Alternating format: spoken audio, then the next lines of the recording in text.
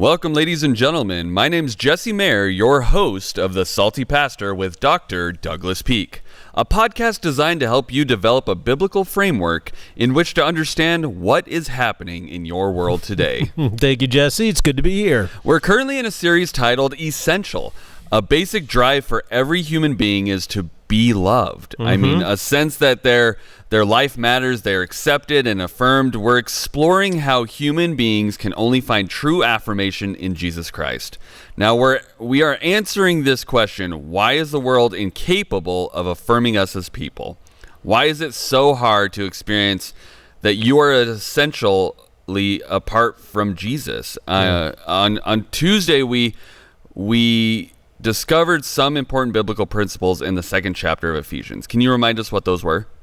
Yeah, what we're doing is we're not just teaching what the Bible says, but we're also trying to develop a biblical worldview which requires reason. So these are logical and rational as well. First and foremost, what we discovered is that as the people following Jesus, we're redeemed people. And so in chapter 1, Paul states how he wants the eyes of our heart to be open, and so that we can know various things. And one of the things he wants us to know is the incomparable power of God available to those who believe. And this power makes impossible things possible. And so once we get into chapter 2, we saw how this power manifests itself in our life. Verses 1 through 10 is all about the power of the resurrected Jesus Christ redeems us as individuals, and it changes our nature.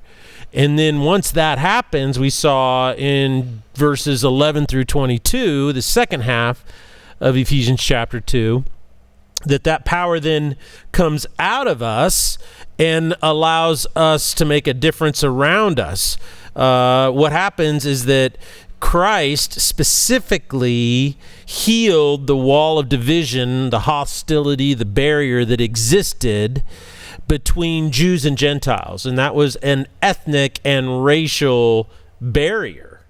And so Ephesians 2 is very specific about how Jesus Christ is the answer to destroying these things, these barriers and these divisions, these hostilities. And it only happens because he destroyed the hostility on the cross. And so now we have access to God through the cross. So that's kind of a nutshell of what we studied on Tuesday. So what I'd really like to get into and talk about is the current racial division in our country, and if these biblical principles are an answer in any way to that issue.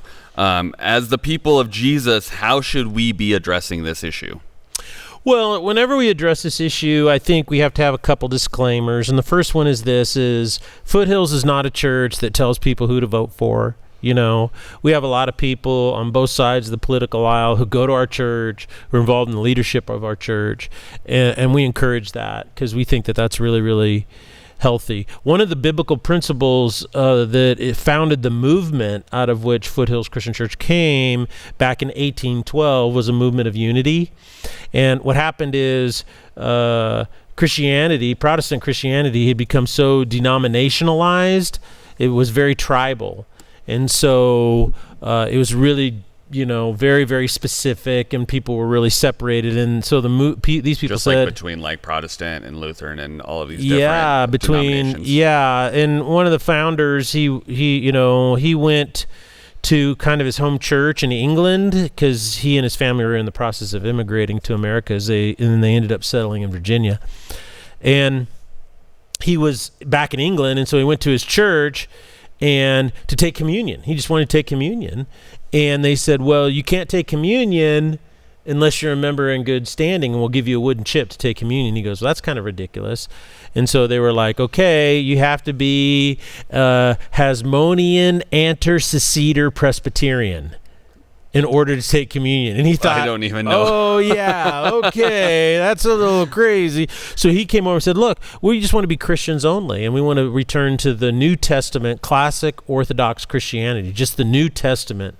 That's all we want to do, is the Bible's our only guide, and that's it. All these creeds and all this stuff and is ridiculous. And so they what they did is they came up with a thing. It says, look, we see in the very essentials of the faith, like in the New Testament book of Acts, is that there are very few essentials. Who is Christ? What did he do on the cross? Did he raise from the dead? And so forth. And in these essentials, we must agree, okay?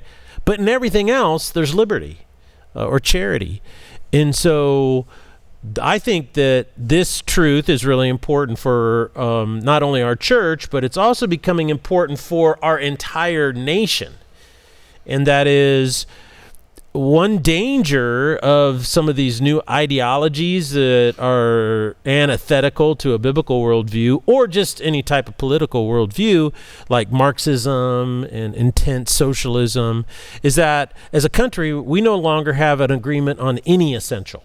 And when you don't have any agreement on any essential, the natural human spirit, the nature of humanity is debalkanized, meaning they become extremely tribal, and they just go in and look people who just think like them, act like them, and just go into their groups, and they just and then they war with their groups, and that tribalism is very, very bad for a civilized nation. So when it comes to these things, I'm not here to tell people how to vote, but I am here to not remain silent either, because people are really trying to work through these issues, and that's what I'm here. And so I think the first thing in addressing racial issues is that we have to understand, we have to analyze, and that is that there are people who have a lot of emotions and feelings in America today, and these feelings are intense, and they're real. So I don't discount people feel, the way they feel. I said, absolutely, you have a feeling of this way, and you have a perception of this. I don't doubt that one bit, and I have no doubt that you feel there needs to be radical change from your perspective, whatever that may be, regardless of the minority or the majority. Doesn't really matter. I understand your feelings are very, very strong, and I'm not trying to discount your feelings at all. Right. As a matter of fact, I can kind of relate to some of your feelings, I understand why you feel this way, and analysis is like, well, one common thing that is said to me is over and over, and it says, well, the police, we never have a good interaction with police. And I say, well, I can understand that, because, I drive like a preacher, and the old cliche about preachers, they drive with one foot on the accelerator and one foot in heaven. So yeah, I think that's one of the things that my wife wishes would change about me. But I've been stopped by the cops a number of times, and I would have to say that I've never had a good interaction with cops when they stop me. Right. Now, that doesn't mean the cops are being unprofessional or wrong or bad. It just means whenever I get pulled over, my first reaction is, oh crap, what You're never excited to get pulled over. You're never excited about that, and so it's not good. And people say, well, that's totally different because of your ethnicity, and we have to have conversations with our kids. And I'm go, well, what's the nature of this conversation? And they describe it, and I said, well, that's strange. I had the exact same conversation with my kids, all of them. And as a matter of fact, that conversation is a part of student driving now. Because these interactions are never pleasant, but that doesn't mean the cops are doing a bad job, So I think the issue is that I understand your feelings, but also understand we have to analyze where our feelings come from, And I think one of the reasons why people feel strongly about things is the media portrayals, and we have to realize that our culture is now postmodern. And postmodern culture in particular is the predominant philosophy in all journalism schools in the United States of America. And postmodern philosophy is complicated and so forth, but basically in a nutshell, it says there is no objective truth. There are only narratives. So the end result is that the media is constantly painting narratives based on the particular agenda or goal that they may have. And this is why the media ranks as the highest mistrusted group or institution in the United States of America, which is pretty crazy. I mean, especially because that's the place we're supposed to be getting our truth from. Right. And so people, supposedly. yeah, and it's the least trusted. Correct. You know, we talked about it a few podcasts ago. Is that the one thing the media has done is galvanized everybody against them. Yeah, that nobody believes them. It doesn't matter what your political orientation is. So what happens is culture's kind of followed suit, and what that means is that we are taught to be deconstructionists, and since we don't believe in objective truth, everybody becomes a defense lawyer. You only care about the facts or data points that support your position, which you've already determined, and so all you're looking for is confirmation bias. Now, is it good for a society overall to have no objective truth? Well, a historical fact is no civilization has ever existed or thrived on moral relativism. It's never happened. This is a historical fact. You can go back and study civilization, empire over and over and over again. Number two is that as individuals, balkanization is a natural reflex of the human heart. That's one of our sinful cravings, and that is that we want to only be around people who, think like this, or because that drive is that we're going to find affirmation and acceptance. Right. We want everyone to say, yes, you're right. What you believe is correct. And so we migrate towards that. That's our natural desire.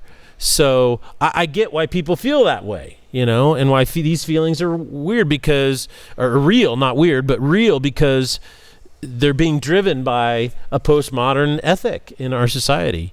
I think another thing that adds to it is the social justice warrior movement. And this is a very paradigmatic thinking, meaning it's a structure of thought. It's a paradigm, a structure of thought. And the social justice movement is built on the foundation of the Frankfurt School of Social Theory. This is factual. This is proven over and over again that this is where it comes from. And so when it comes to ethnic or racial division, the driving philosophy in all universities today is called critical race theory, which is a subset of the Frankfurt School of Social Theory. Now, the underlying premise of critical race theory, and this is what's taught in university, and what I laugh about, this is a side note, and, Paul says that it's never profitable to boast, but sometimes it's necessary. 15 years ago, I was doing a 2-week message series on a regular basis about 10 things to teach your high school graduate before they go to university. And it was on this, Right. And strangely enough, very few people ever listen to me. Because that's usually what you do with your preacher, right? You don't listen. In one ear, out the other. Yeah, in your one out. But this has just become more and more prominent. And so this is something that I'm familiar with because I've been talking about it for 15 years when nobody else cared about it. So I know that's a little bit of a boast. I apologize. I'm not trying to get any profit out of it. Doing the told you so. Yeah, I am simply saying that it's necessary to know that this is not some new thing. It's not just some new discovery. That I'm throwing out there. But the point of critical race theory is that the underlying premise is that people are not necessarily individuals, which of course that means you're not responsible for your individual choices, but you're part of an identifiable group, and this group is in a power struggle with all the other group identities out there. There's no, and this is where that term intersectionality comes from. And what they're trying to talk about is they're trying to say, well, all society is about one group vying for power from another group, and when those two groups intersect, okay, they're trying to impose all these rules of how it should or shouldn't happen, which when you read them, it's just absolutely ridiculous and absurd. But the problem is that there's no common ground between the groups. These intersectionality rules makes it worse, not better. So the falsehood in their logic is this: since I'm a part of a group that's fighting for power, and once I get the power, then I'm going to set things right. Well, the problem is that the meaning of set things right is not an objective standard of justice, because all objective standards have been ejected with the postmodern ethic. What it means is we're going to force our agenda on everybody else.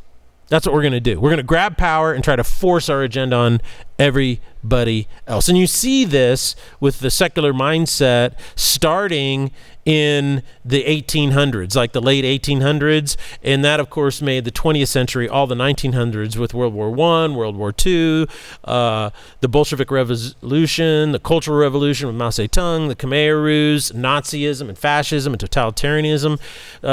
That is all the results. Yeah, all that has been the most bloody and horrific 100 years in the entire history of humanity. As a matter of fact, here's a historical thing that you should understand and know, is that more people were killed by these ideologies in that 100 years, the 20 centuries, than all of the centuries of recorded human history combined.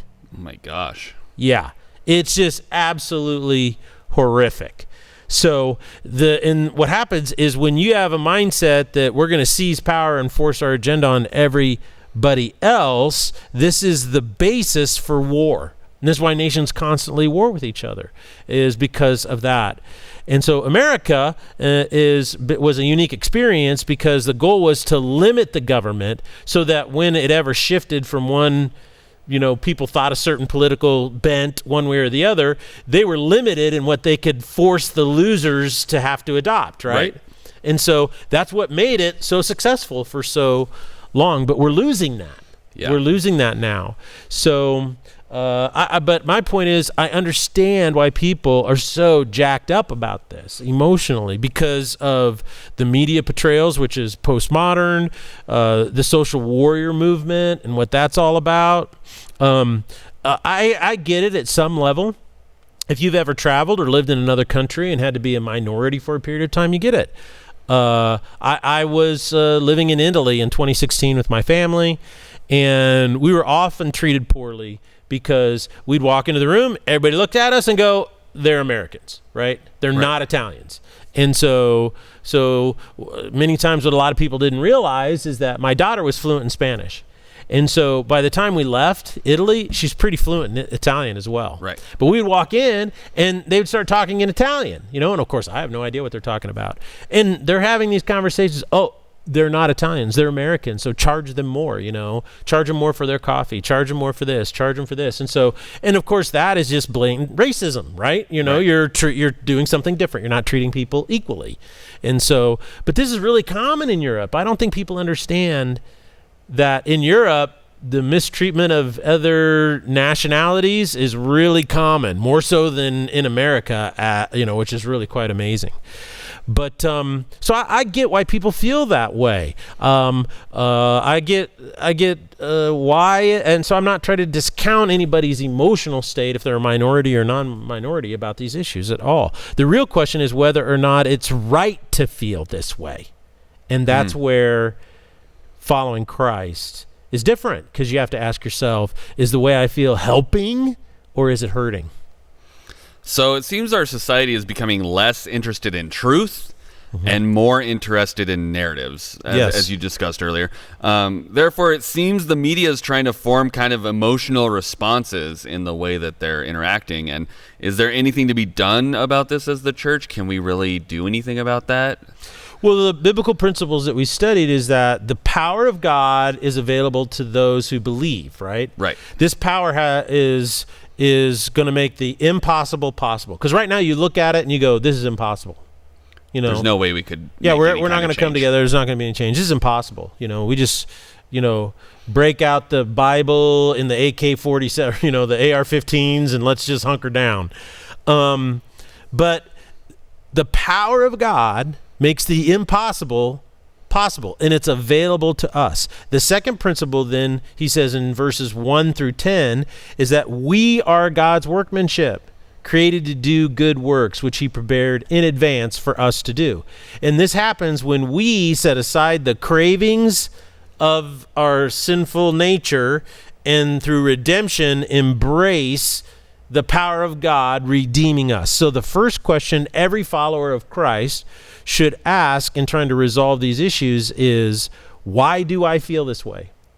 So, if you are of a certain ethnicity, doesn't matter if you're a Caucasian, if you're black, if you're Hispanic, Latino, if you're Asian, and you feel that you're being discriminated against or something is happening against you unfairly, you can say, I'm having these feelings. I understand I'm having these feelings. These feelings are real, but why am I having these feelings?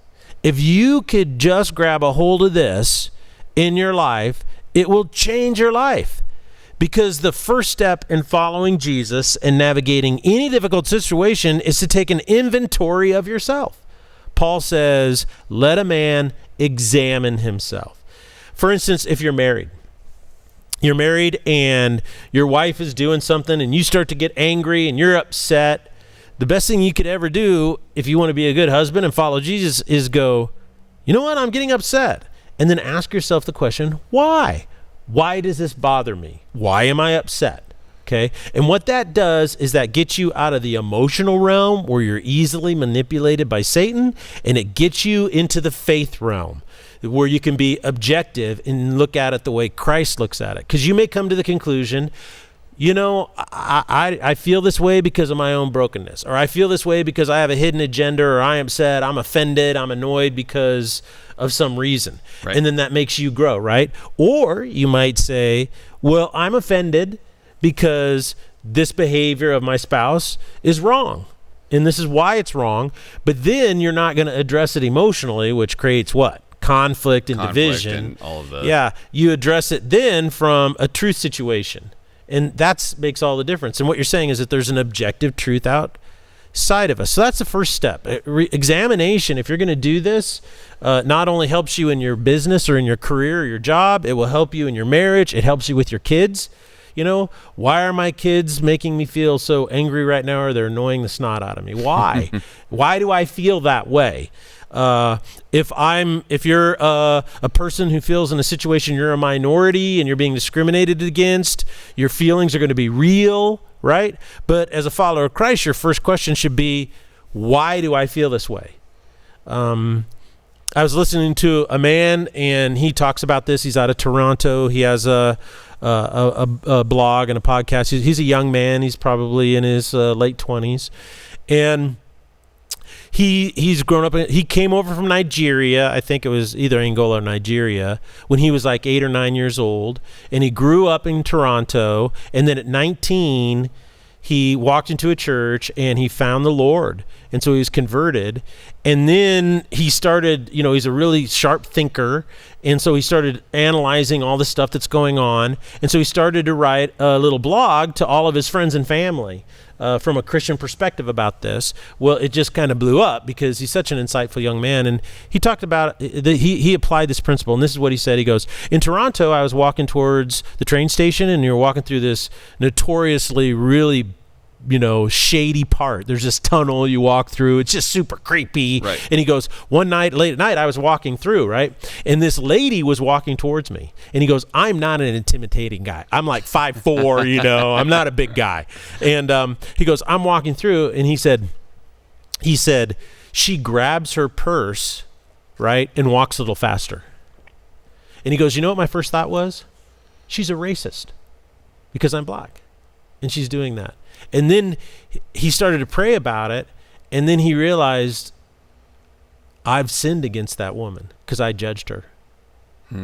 He said, because I'm in a shady part of town already, right? And maybe it had nothing to do with my ethnicity. Maybe it was just, there's another person here in the shady part of town. I'm scared, right? You know, and so I attributed to her something that wasn't true, and Satan was going to use that, you see, to build a narrative in my mind that's going to trap me. See, and this is what we have to realize, is that who is the father of racism? Satan. Satan is the father of racism. Who is the father of prejudice? Satan. Our battle is not against flesh and blood, but against the rulers and principalities of this present darkness. So Jesus says that Satan is the ruler of this world, this little reality, not the universe or anything else. So I think the first thing you have to do, the biblical principle that shows us in verses 1 through 10 of Ephesians chapter 2, is it doesn't matter who you are. You have to evaluate why you feel the way you feel in a situation. And that is the most freeing thing that you can do. And then now you're out of, I'm being victimized, to now I can have victory over this situation, right, in any way, shape, or form. So like the first 10 verses in chapter 2 of Ephesians, the power of God begins with redeeming the individual before it works out to redeeming these types of situations, one before the other. How do we encourage the healing process between different ethnic groups? Well, the next principle is, if I'm a follower of Christ, it's not what I want that matters, it's what Jesus wants in this situation. And so, first and foremost, I think Jesus wants to be motivated by love. And this is difficult to do today because most people have no idea what real love is. You know, today, our society and our media and our postmodern narratives is that, what love is Valentine's Day and Hallmark cards and sexual erotic love and people being able to have sex with whoever they want. It's about young, beautiful people kissing one another and holding hands and love songs and all this stuff. But when the Bible speaks of love, it sees a bloody, mangled body of a human being ridiculed and despised while hanging on a cross. Mm-hmm. Those are two dramatically different images. Very different. Yeah. And so, first of all, we have to be motivated by love. And second of all, we have to be committed to justice. Because Christ died on the cross for justice. Okay? And what that means is we can't put modifiers on justice. And as soon as you start putting modifiers on justice, you say, oh, well, we're into social justice or economic justice or food justice and, environmental justice. What that simply is that's just a game to, like we talked about last Thursday, is to pick a group. You try to create a category, and then you can rationalize and justify unjust acts towards all the other groups because you're trying to get equal justice in this specific group. Jesus didn't die for groups and divisions and barriers and hostilities. He died in order to create one nation in him. God never uses social justice as a verse. There's no mentions of those modified versions of justice in the Bible. It's just the one. And justice. We live in a world influenced highly by Gnosticism, which was addressed by the Apostle John in 1st, 2nd, and 3rd John, and that is that they're constantly trying to redefine words. Right. They're trying to bring new meanings into words because words mean something. But in a postmodern society and a deconstructionist society, words don't have any meaning, only the meaning you want to associate with them. So it's a gymnastics game that people play. So I think Jesus wants us to be committed to justice. And so even when justice is unpopular, like for instance in the issue of abortion, it's not a very popular thing having justice for the unborn, is it? A lot of people are opposed to that and stuff like that. But there has to be a consistency across the board. And that is that, like for cops, when cops are out doing their job and in narratives, the facts don't matter. It's just an image. But Jesus wants us to be committed to the truth. I've talked to a number of Christian friends who are really into these social movements, and their response to me was, I said, well, how do you feel when the facts come out? And one person responded, well, I don't think the facts matter. And I was like, yeah, I think you need to recommit. You need to re-examine your faith. Yeah. They didn't like that when I said it, but I am a little salty. I think Jesus wants us to committed to truth. I don't know how lying and falsehood is ever going to get us to a more just society. I just don't see how that can happen. There's no way that can be. Yeah. My grandparents and great-grandparents said 2 wrongs don't make a right. I don't know what your moral math is, but it don't work. And so you got to get committed to the truth. But also, it's really important, too, Jesus wants to stay out of the power game. He doesn't want to get into this, this social theory where we're a part of a group and we're fighting against that part of a group. No, we have to keep in mind our battle is not with other groups, other people, flesh and blood. It's against the rulers and principalities of this present darkness. Our battle is with Satan. So these are really intense topics. Yeah. And I just want to thank you for sharing your thoughts and helping us navigate these situations, because there's a lot of pastors that are afraid to openly discuss this issue and actually offer principles to help us navigate them. There's a couple that are discussing them, but they're playing into these games that you're talking about. They're not talking unfortunately, about how to, they're not talking about how we can navigate. But they'll grow and mature and realize. They'll get there. They'll get there. So what should our final takeaways be? Well, I think we need to heed the words of Paul in verse 14 of chapter 2, where he said, Jesus Christ, he himself is our peace. He has made the two groups one. He destroyed the barrier, the dividing wall of hostility. Satan loves division. Satan loves hostility. Satan loves barriers. And what our goal is to tear down barriers. But you don't tear barriers down by capitulating to a group that is playing this social theory game. Right? That the way it's broken down is when the barriers are destroyed by Christ, not by us or by a political solution. They are destroyed by Jesus, and that's an important distinction. So if we're participating in a power game, we end up creating division instead of unity? Yes, but it doesn't mean we should remain silent, you see. It means we start with the right foundation. If you reject a biblical worldview for a secular worldview, even subconsciously, in other words, before you think through any social issue, you start with a wrong premise. And this is always leads to a false conclusion. You end up with the wrong answer. So when the Bible quotes God as stating he is a God of justice, then I must understand justice from his perspective, not my perspective, and then try to solve our societal, racial issues from God's perspective and not mine. So our society provides a justice system, that can be changed, so that when we find something that may be systemic, then we go in there and we all agree and we change that. And that's what's happened. That's been the history of America. And I think that we can continue to do that, but it doesn't always work, and sometimes we can find things, but our goal isn't to just to capitulate to people yelling and screaming. Our goal is to find out a specific, and that is, okay, well, what needs to change? And then let's all have an objective discussion about it. And that's what's good for society and civilization. But right now, the division is just, Satan loves it. He loves the hatred. He loves the judgment. He loves the bigotry. So let me be direct. A young man who's black comes up to you and says, Black Lives Matter. What's your response? Oh my, you are being direct. Well, with that person, I would say, well, your life matters to God. So I could say this. I could look at him and I could say, you know what? Your life matters to me. I care about you so much. But unfortunately, what good is that going to do him? Really, what good does it do him if I like him or love him or say you matter to me? Right.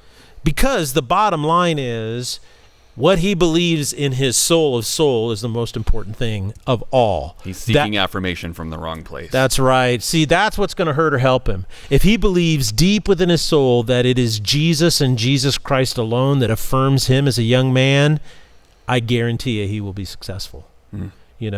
He will be successful. And that's what I want that young man to believe, is that there is no amount of material change that will ever quench the thirst of your soul.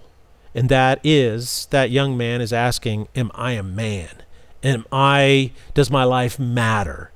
And so by introducing him to Jesus Christ, he finds the perfect father. He finds the perfect family. He finds the perfect affirmation. He finds the quenching of the thirst of his soul. And that young man will grow up knowing who he is in Christ, and that man will be successful. It doesn't matter if he's black or he's Asian or he's white or Caucasian. It doesn't matter if he's Native American or he's from India or from China. It doesn't matter. That is what we all have in common as human beings. I think the second thing is that I need to understand the temptation and resist it to say, I care and I matter, and leave God out of it, because it makes me look good. It makes me look like, man, I'm a caring pastor. But this kind of compassion, this empathy, this listening, it may help me personally in my leadership. It may get more people to follow me, but people want to follow somebody they aspire to be, right? And so they want to talk. They want to, listen to someone. I want to talk like that, kind of thing. Oh boy, I wish I could say it that way. However, this is not my job. This is not my calling, is not to get you to follow me, is not to get you to respect me. My job and my point is, the goal of my ministry is to get you to follow Jesus. You know, if you're going to aspire to somebody, aspire to be like him. If you want to talk like someone, talk like him. If you want to love, love like him. I am a really poor representation of Jesus, you know, but he is so good at representing himself. Without Jesus, I'm literally nothing. I'm total nonsense, complete stupidity. So whenever I speak, I must speak as it says in 1 Peter 4:11. If anyone speaks, they should do so as one who speaks the very words of God. It's not what I think, what my opinion is. It's what God thinks that matters. It's his opinion about our morality, our lifestyle. It's his opinion about where all this division comes from. Second of all, I must, though, speak in love. 1 Corinthians 13:1 says, if I speak with the tongues of men or of angels but do not have love, I am a resounding gong or a clanging cymbal. There, I think the need to speak in a way that tries to achieve both goals. We want to speak as the very words of God, we want to do it in love, and we want to point everybody to Jesus, because that's the answer, the only answer that will solve these problems. Pastor, you've given us some great words to think on and some ways to start navigating what's going on in the world. I really thank you for that. Thank you guys for joining us. We are continuing our series called Essential on Sunday, the second week, at 9:30 and 11 here at Foothills. You can join us on campus or online. We appreciate you guys joining us here on The Salty Pastor. Leave a review and a rating or a comment if you're watching on YouTube. And thank you guys so much for joining us, and we'll see you on Sunday. Blessings.